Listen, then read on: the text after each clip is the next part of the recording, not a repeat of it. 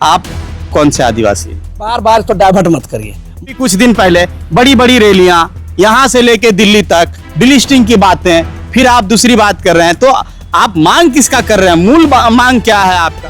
परिसीमन से सीट क्यों घट रही है पूछिए ना कांग्रेस नेता लोग से।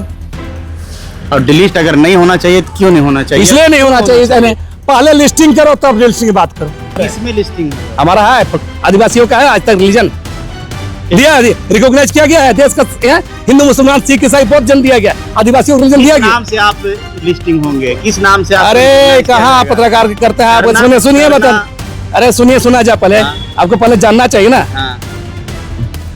हिंदू में हटा दीजिए कांग्रेस पार्टी, हटा दीजिए भाजपा। आदिवासी आबादी घटी क्यों? इसका जिम्मेदार कौन है? इन 75 सालों में संवैधानिक प्रावधानों का, संविधान नियम कानून का, जमीन कानून का धज्जी उड़ा करके जो बाहरी आबादी बसी है, इसका जिम्मेदार कौन? क्या ये दोबारा आदिवासियों के साथ बेईमानी हो? आदिवासियों को पूरा तोड़ दिया जाए और किसी न किसी तमाम में सब नंगे हैं, तमाम पॉलिटिकल पार्टियां। नजर में डिलिस्ट होना चाहिए आदिवासियों की? नहीं होना चाहिए। हमने क्या रखा है, आदिवासी हो, सरना हो, जो भी नाम हो, एक सेपरेट रीजन दिया जाए, उस पर बात नहीं होगी। हम तो पत्रकारों को भी दया लगता है, सवाल करते हैं।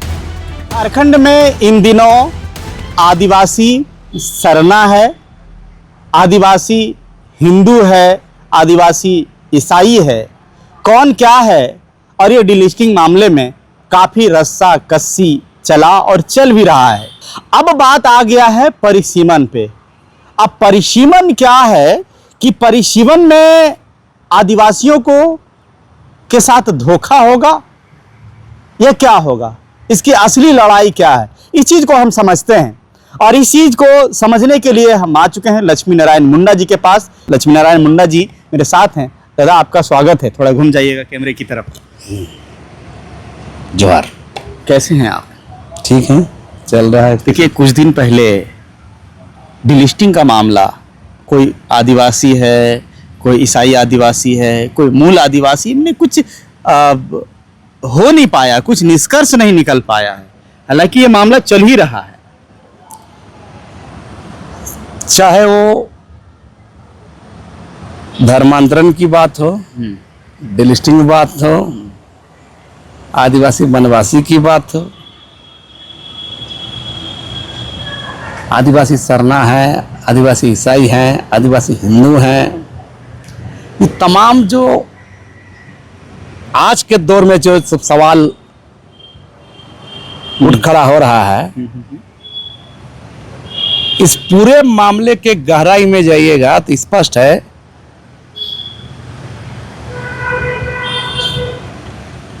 सारा खेल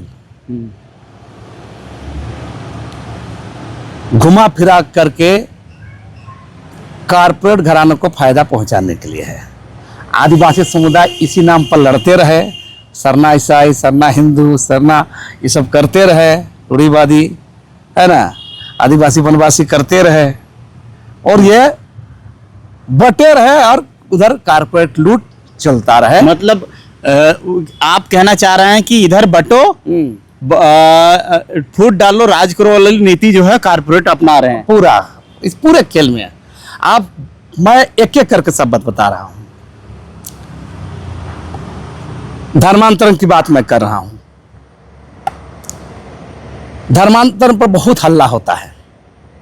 भारत के संविधान में स्पष्ट है, एक बालिग वयस्क व्यक्ति स्वेच्छा से कोई धर्म मान सकता है। मैंने आप मान है ना, ये है ना, क्योंकि आप उसे रोक भी नहीं सकते हैं। जबरन, डर, प्रलोभन के द्वारा किसी का धर्मांतरण होता है तब गलत होता है। इन मामला है, ये तो भारत संविधान में है। ये किसी केंद्र सरकार के, राज्य सरकार के कानून बनाने से बात नहीं है। ये सवाल भारतीय संविधान में निहित है। दादा, हम स्पष्ट रूप से आपसे जानना चाह रहे हैं, आप लक्ष्मी नारायण मुंडा, मुंडा समाज से, आप कौन से आदिवासी हैं? ईसाई मिशनरी आदिवासी, हिंदू आदिवासी, या रूढ़िवादी प्रथा वाला आदिवासी? कौन आदिवासी हैं आप? देखिए, हम लोग, देखिए, ये धर्म के बारे में जो बहुत बहस करता है, हम साफ साफ करना चाहिए, हम आदिवासी न हिंदू है, न ईसाई है ना। अगर बात करेगा, सवाल ये है कि हम जो धर्म मानते हैं नेचर प्रकृति पूजा जो करता है, जो है रूढ़ी उसको नेचर पर, ऐसा सिर्फ रूढ़ी बोलने से नहीं चलेगा। हाँ। उन्हें बड़ा बड़ा रूढ़ी का बड़ा बात करेगा, हाईटेक टेक्नोलॉजी का यूज कीजिएगा, ऐसा लोग भी भरे पड़े हैं देखे। हाँ। बहुत रूढ़ी की बात करेगा, लेकिन हमेशा जिट जाट लैपटॉप साले का तमाम चीजें बिना देखिए, हर चीज को वैज्ञानिक दृष्टिकोण से देखा जाना चाहिए। मेरा साफ साफ कहना है, आप यूज करिएगा हर तमाम गाड़ी घोड़ियां, है ना, और आप पूरा रूढ़ी करिएगा, तो सवाल इस पर बहुत बहस नहीं करना चाहिए। मेरा साफ साफ कहना है कि इस पूरे मामले में आदिवासियों का जो धर्म के मामले में धर्मांतरण पर हल्ला होता है, जब तक आदिवासियों का रिकॉग्नाइज रीजन नहीं दिया जाता है, कौन देगा? देश का सिस्टम, राज्य मंत्री, भारत सरकार, चाहे प्रकृति पूजा बोले। देश के सिस्टम के कुछ नेता जो हैं वो डिलिस्टिंग की मांग करते हैं, तो कुछ नेता जो है सो कह रहे हैं कि वो स्वेच्छा से जो है सो अपना मिशनरियों के साथ है। आप उलझे रहिए ना, हम तो बोले एक लाइन बोल रहे हैं ना, कारपोरेट घराना सत्ता से मिली हुई है। चलिए चलिए हम मूल बातों पे आए हैं। जिस बात के लिए हम जो है सो आज आपसे मिले हैं वो बातों पे आते हैं कि परिसीमन की लड़ाई, आदिवासी के नाम पर धोखा या असली लड़ाई, आपने फेसबुक में पोस्ट किया था।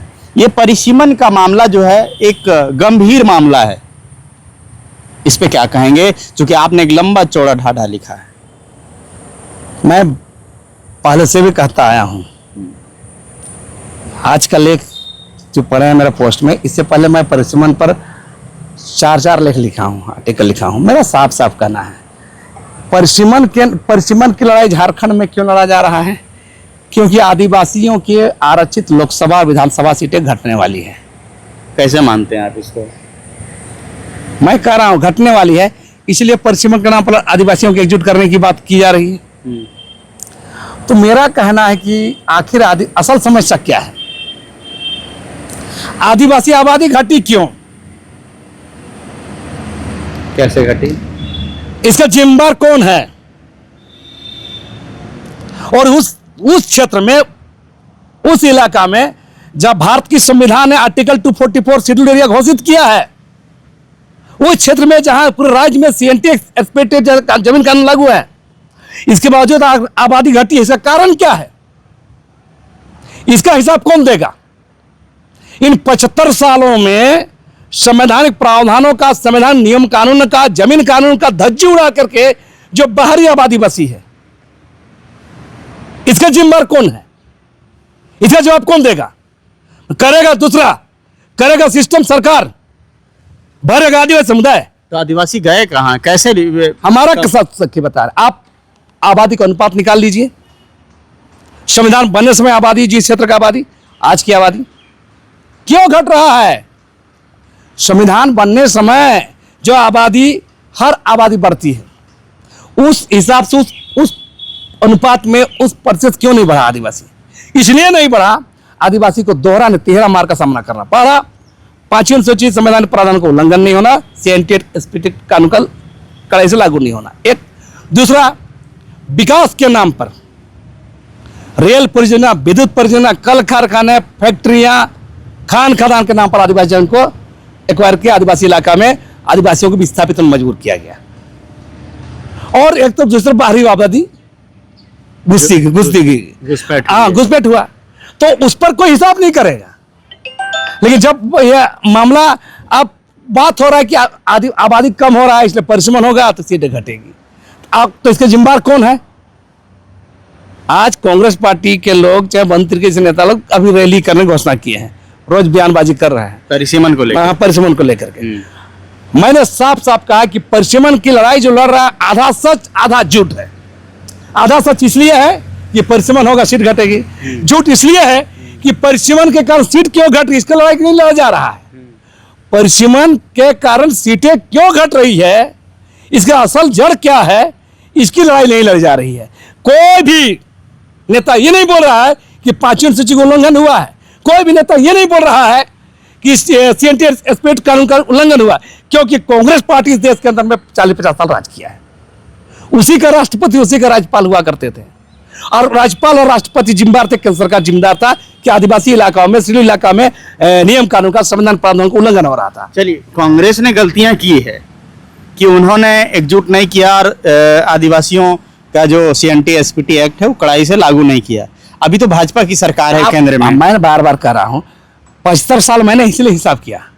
मैं बार बार कहूँ 75 सालों में कोई भी सरकार है, चाहे कांग्रेस की हो, भाजपा की हो, गठबंधन की हो, किसी की भी सरकार रही है, किसी का भी राज्यपाल राष्ट्रपति रहा है, इन 75 साल में जो अक्षम अपराध हुआ है, संवैधानिक अपराध हुआ है आदिवासियों के खिलाफ, इसका भरपाई कौन करेगा? इसकी मांग क्यों नहीं की जा रही?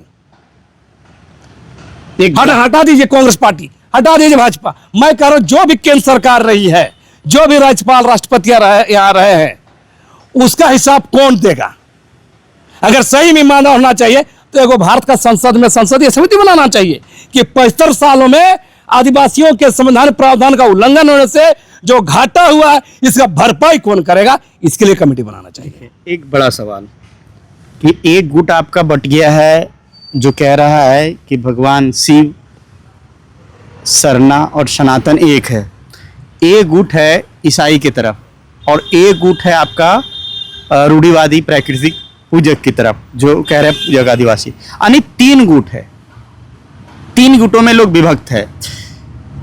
अभी जो आप मूल बात जो कहे हैं कि जो आदिवासियों का हक अधिकार CNT SPT कड़ाई से लागू नहीं होना, वो तीनों लोग एक साथ एकजुट और आदिवासी की एकजुटता की बात क्यों नहीं कर रहे हैं? इस पे आप क्या कहेंगे?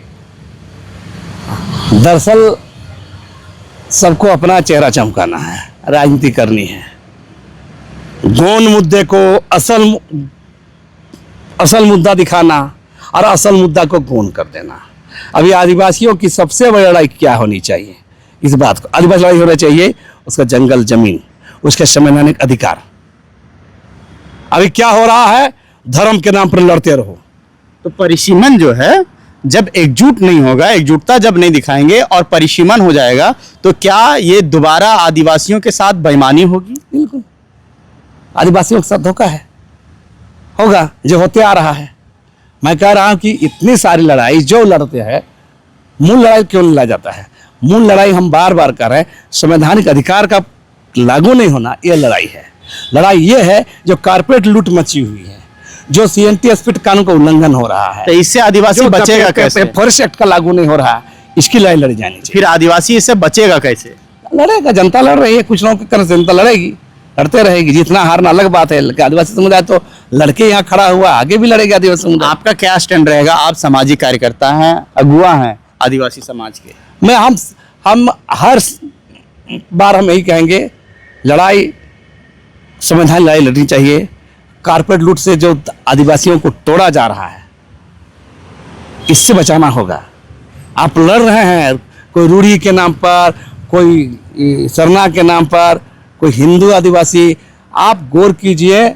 जब तक जो लोग इस बात उठाते हैं उनको संवैधानिक प्रावधानों को जानना चाहिए। आप बहुत चिल्ला रहे हैं, बहुत बार देखते हैं डिलिस्टिंग किया जाता है। हमारा कहना है कि आर्टिकल 342 को काहे नहीं चेंज करने बोलते हैं हम लोग? जब तक शेड्यूल ट्राइब बनाने का जो प्रक्रिया है, उसमें साफ साफ रिलीजन का जिक्र नहीं, धर्म का जिक्र नहीं है। जबकि आर्टिकल 341 SC में, शेड्यूल कास्ट में जिक्र है कि कोई दलित, हरिजन, SC समुदाय के लोग दूसरा धर्म में जाएंगे तो उनका स्वतः समाप्त हो जाएगा। लेकिन यहाँ धर्म को रखा ही नहीं गया है। लेकिन जो लोग जुड़े, खासतौर से भाजपा से हिंदुवादी संगठन से जुड़े आदिवासी लोग के देखते हैं, ये सवाल ज्यादा उठाते हैं। तो उनकी तो केंद्र में सरकार है, संविधान में चेंज करना चाहिए ना। संविधान में जाइए, आर्टिकल 342 को चेंज कीजिए, बहस करा करके वहाँ नहीं होगा। लेकिन दरअसल इस बहाने एक ट्राइबल, देखिए ट्राइबल जो गोलबंद होता है चुनाव में, इस सब में, इसका मामला को लेकर कुछ खेल यहाँ हो रहा है। आदिवासियों को पूरा तोड़ दिया जाए और किसी न किसी तरह असली जो लड़ाई है उसे ध्यान बटाने के लिए सारा खेल होता है। तो क्या लगता है कि अब जो है ये परिसीमन में जिस तरह से आप कह रहे हैं कि आदिवासी ठगे जाएंगे, तो फिर ये लड़ाई अनवरत जारी रहेगा? परिसीमन की लड़ाई जितना जरूरी है उससे ज्यादा जरूरी संवैधानिक प्रावधानों को लागू करने की लड़ाई जरूरी है। इसलिए मतलब आधा लड़ाई बोल रहे हैं हम। मान लीजिए आप परिसीमन सिर्फ 2 रोक दीजिएगा, मान लीजिए हम लोग लड़ाई जीत गए, आदिवासी समुदाय सीटें बच जाएगी, फिर 20 साल बाद फिर मामला आएगा, तो असल रोग को नहीं पकड़ रहे हैं। असल रोग कहाँ है? संवैधानिक प्रावधानों का लागू नहीं होना, सेंटियर स्पिरिट क्राइस लागू नहीं होना। उस पर काम किया जाए ना, उस पर बात किया जाए। क्योंकि इसलिए कि संविधान प्रावधान का उल्लंघन करने में, सेंटियर स्पिरिट उल्लंघन करने में राजनीतिक पार्टी के लोग ही शामिल हैं। हमाम में सब नंगे हैं, तमाम पॉलिटिकल पार्टियां, वहां नहीं छेड़ेंगे बात। परिसीमन से सीट क्यों घट रही है पूछिए ना कांग्रेस नेता लोग से, पूछे, सवाल करिए ना। 50 साल तब सत्ता में रही कांग्रेस पार्टी, उसी का राज्यपाल, उसी के राष्ट्रपति होते थे। आप क्या किए 5वीं सूची का लागू करने में? हैं? जब ये शेड्यूल्ड एरिया था, अनुसूचित क्षेत्र था, वहां कैसे बाहरी आबादी घुसा? इसका जवाब क्यों नहीं दे रहे आप? अच्छा, आपके नज़र में डिलिस्ट होना चाहिए आदिवासियों की? नहीं होना चाहिए।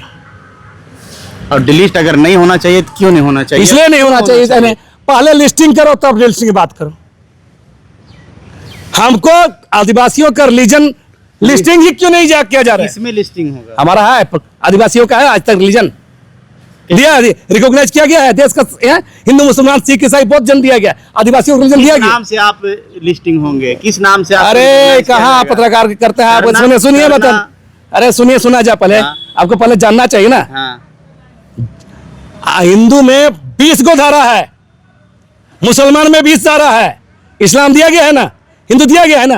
अरे जैन मात्र 44 लाख आबादी है, उसको 6 गो धारा है ना, दिया गया है। आदिवासी में कोई गोंडी है, कोई सरना है, कोई आदिवासी, यही बोल के हटाने को मत किए। एक सेपरेट रिलीजन क्यों नहीं दिया जा रहा है? तो क्या होना चाहिए? क्या होना चाहिए? बात है। आज इस्लाम दिया गया है ना मुसलमान लोग का, मुसलमान नहीं है, बहावी है, सुन्नी है, शिया है, बहुत तरह का है, नहीं है। हिंदू में नहीं है, सब है। इंडिजीनियस काट दिया गया कि सभी आ जाएंगे, इसीलिए इंडिजीनियस हटा दिया गया। देखिए, सब बात बकवास बात है। तकनीकी बात, संवैधानिक बात को करना चाहिए, हमारा साफ साफ करना है। मेरा कहना है, जब हिंदू को अलग, जब 30 को 25 को धारा वाले लोगों को एक हिंदू दे दिए हैं, मुसलमान लोग 15-20 को धारा उसको दे दिए हैं, बौद्धों का 6 को धारा उसको बौद्ध धर्म दे दिए हैं, ईसाइयों का 6 को धारा उसको अब ईसाई दे दिए हैं, जैनियों का 6 को धारा उसको दे दिए हैं। अब आदिवासी को बोलिएगा मैंने कि आप आदिवासी बोला जाता है, आप लोग सहमत नहीं है। अब आदि धर्म मांगते हैं, आदिवासी धर्म मांगते हैं, सरना मांगते हैं। अरे हम कुछ मांगे, हमको सब रिलीजन क्यों नहीं दिया जा रहा? तो इसीलिए तो सहमत नहीं बोल रहे हैं कि कोई डिलिस्टिंग की बात कर रहे हैं, कोई सरना ईसाई की बात कर रहे हैं, कोई सनातन की बात कर रहे हैं। इसीलिए एकजुटता ना देखते हुए तो ये बात हो रही है। अच्छा, आपका उधर मणिपुर के आदिवासी अलग मांग कर रहे हैं, बात कर रहे हैं, कोई और अलग। मैं बार बार इसको डाइवर्ट मत करिए। मैं कह रहा हूँ हिंदू में 30 को धारा आते हैं, हिंदू दिया गया, तो इसकी मांग आप क्यों? सुनिए, देना नहीं है सरकार को, लड़ाते रहना है, इसी से बात किया जा रहा है। सरकार उतना ईमानदार है, केंद्र सरकार, तो एक रिलीजन सेपरेट दे देना। नाम में क्या रखा है, आदिवासी हो, सरना हो, जो भी नाम हो, एक सेपरेट रिलीजन दिया जाए, उस पर बात नहीं होगी। हम तो पत्रकारों को भी दया लगता है, सवाल करते हैं, बड़ी दया लगता है मीडिया के लोगों को भी, कि नहीं आप लोग सहमत नहीं हैं, आप लोग अलग अलग है। तो दिख तो रहा है, तो हिंदू में अलग नहीं है, मुसलमान में अलग नहीं है। जब मुसलमान लोग का 15 को धारा, सुनिए, पहले कहना मतलब वो नहीं कि आप आदिवासी, मुंडा, गोंड, ये सब सरना, संथाल, ये सब अलग है, इसकी बात मैं नहीं कर रहा हूँ। मैं कह रहा हूँ कि आपके जो समाज के अगुआ हैं वो अलग अलग विचारधाराओं में, कोई विचारधारा बहुत विचार होता है। मुसलमान लोग इस्लाम दिए हैं आप, मुसलमान में 15 धारा है, आप दिए हैं ना जी, हैं? अभी कुछ दिन पहले बड़ी बड़ी रैलियां यहां से लेके दिल्ली तक, डिलिस्टिंग की बातें, फिर आप दूसरी बात कर रहे हैं। तो आप मांग किसका कर रहे हैं? मूल मांग क्या है आपका? अरे कुछ नहीं, आदिवासियों का अलग सेपरेट रिलीजन दिया जाना चाहिए, एक सेपरेट रिलीजन दिया जाना चाहिए। आपके नेता लोग मान रहे हैं? क्या माने नहीं माने से क्या होगा? जो अगुआ लड़ाई लड़ रहे हैं, जो कह रहे हैं कि हम आदिवासी हितैषी हैं, क्या उन लोगों की बात सुन, कौन आदिवासी नहीं है, ये सब जनता जानती है। ये सब छोड़ दीजिए, इस बकवास बात है, ये सब बहुत फालतू बात है। मैं इस बार कह रहा हूं, जब और रिलीजन के लिए 30 को धारा वाला हिंदू दे दिए हैं, 20 को धारा के लिए इस्लाम दे दिए हैं, 6 को धारा के लिए जैन दे दिए हैं, 6 को धारा के लिए बौद्ध दे दिए हैं, 6 को धारा की ईसाई दे दिए हैं, 4 को धारा ईसाई के लिए सिख दे दिए। आप आदिवासियों को एक सेक्रेट देने में क्या जाता है? चलिए, अब परिसीमन होना है, होगा, परिसीमन तो होबे करेगा। तो फिर तो लड़ाई कहाँ होगी? लड़ाई तो जारी ही है।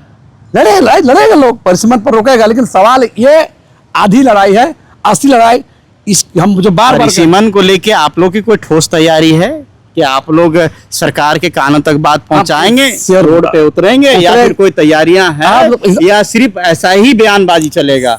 हम लोग इस पर कार्रवाई मांग करेंगे, सरकार को आंदोलन करेंगे, मांग करेंगे कि 75 साल में जो संवैधानिक अपराध हुआ है, जिनके कारण आदिवासियों का सीट घट रही है, इसलिए परिसीमन जो है इसको रोका ही नहीं जाना, बल्कि वो 75 साल में जो संवैधानिक अपराध हुआ है इसका भरपाई का मांग ही करना। मतलब फिर आदिवासी समाज के लोग एकजुट होंगे परिसीमन को लेकर? चलेगा, लड़ाई तो चल कर बार बार देखते हैं आदिवासी समुदाय में बहुत चीज होता है, लेकिन कॉमन मुद्दों पर एकजुट हो जाते हैं। कॉमन मुद्दों पर देखिए, ये कॉमन सामूहिक मुद्दा है और सभी समाज के लिए है कि परिसीमन ही कह सकते हैं कि राजनीतिक में अगर अपनी साख बचाए रखना है, अपनी पैठ बनाए रखना है, तो परिसीमन को विशेष करके ध्यान से देखा जाता है, हर लोग देखते हैं।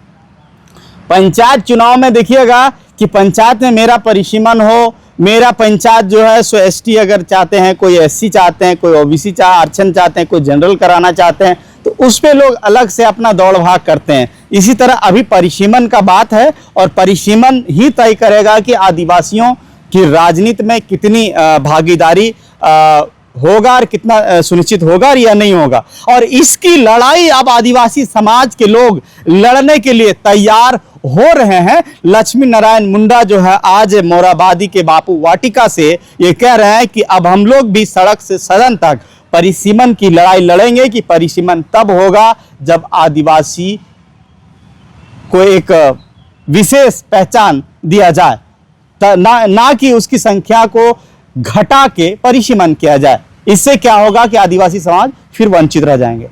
जुड़े रहिए आईना प्लस के साथ। अगली तस्वीर परिसीमन से रिलेटेड देता हूं कि आदिवासियों के साथ क्या कुछ होगा, देता रहूंगा। जोहार, धन्यवाद।